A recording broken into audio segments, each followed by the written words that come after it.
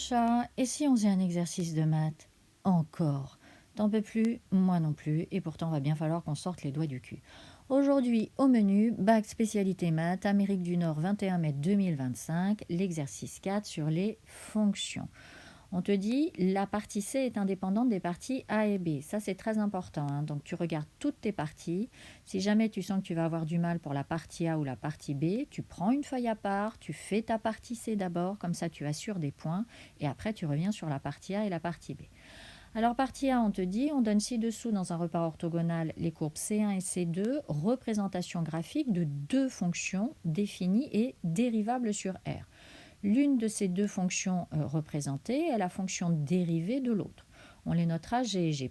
On précise également que la courbe C1, donc la rouge, coupe l'axe des ordonnées au point de coordonnées 0, 1.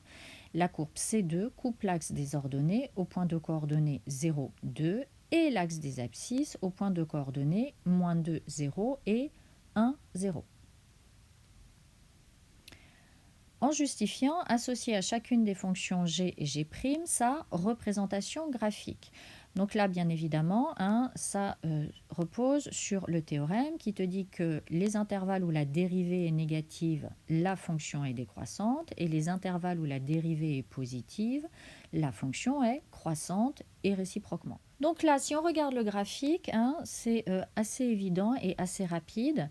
La courbe C1, qui est la courbe rouge, représente une fonction qui est décroissante sur l'intervalle moins l'infini, moins 2, alors que la courbe C2, elle, représente une fonction qui est négative sur ce même intervalle.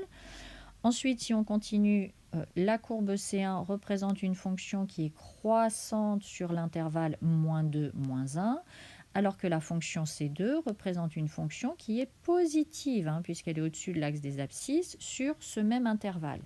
Et pour finir, la courbe C1 représente une fonction qui est décroissante sur l'intervalle 1 plus l'infini, alors que la courbe C2 représente une fonction qui est négative, puisque en dessous de l'axe des abscisses, sur ce même intervalle. Donc c'est ce qu'on va dire maintenant. La courbe C1 représente une fonction strictement décroissante sur l'intervalle moins l'infini, moins 2 exclu, et sur l'intervalle 1 exclu plus l'infini, et strictement croissante sur l'intervalle moins 2 exclu, 1 exclu.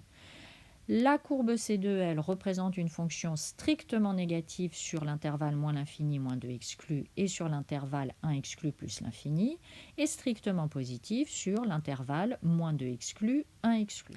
Donc là, on a bien mis en évidence la correspondance entre le sens de variation de la fonction et le signe de la dérivée, puisqu'on a une fonction décroissante sur moins l'infini, moins 2 et sur 1 plus l'infini, alors que l'autre fonction est négative sur ces mêmes intervalles. Et ensuite, la fonction est croissante sur moins 2, 1, et l'autre fonction, elle, est positive sur ce même intervalle.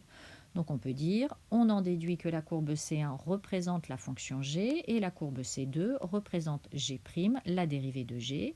En effet, les intervalles où g' de x est strictement négatif, alors g est strictement décroissante, et l'intervalle où g' de x est strictement positif, alors g' est strictement croissante. Donc maintenant tu conclus en disant C1 représente g et C2 représente g', tu encadres le résultat.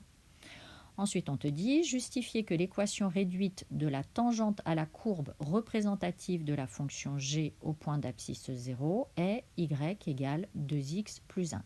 Alors, je t'ai rappelé dans la marge en rouge, l'équation réduite de la tangente à CF, donc là je parle d'une fonction f en général et de sa courbe CF, au point de CF d'abscisse petit a est y égale f' de petit a facteur de x moins a plus f de a.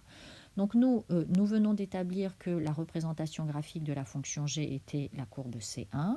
Donc on peut écrire l'équation réduite de la tangente à la courbe C1 au point d'abscisse 0 est y égale g' de 0, facteur de x moins 0, c'est-à-dire x, plus g de 0.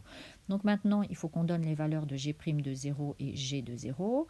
Donc je te rappelle que la courbe C2 représente la fonction g', et on sait que la courbe C2 coupe l'axe des ordonnées au point de coordonnées 0, 2. Et donc on a g' de 0 qui est égal à 2. De même, pour C1, on t'a dit que C1 coupe l'axe des ordonnées au point de coordonnées 0, 1, et C1 étant la représentation graphique de la fonction g, on peut donc écrire qu'on a g de 0 égale 1. Donc maintenant, il suffit de remplacer, et donc quand on remplace g' de 0 par 2 et g de 0 par 1, on obtient bien l'équation y égale 2x plus 1. Donc tu dis, on en déduit que l'équation de la tangente est y égale 2x plus 1. Tu encadres le résultat. On se retrouve dans la prochaine vidéo pour la suite de l'exercice.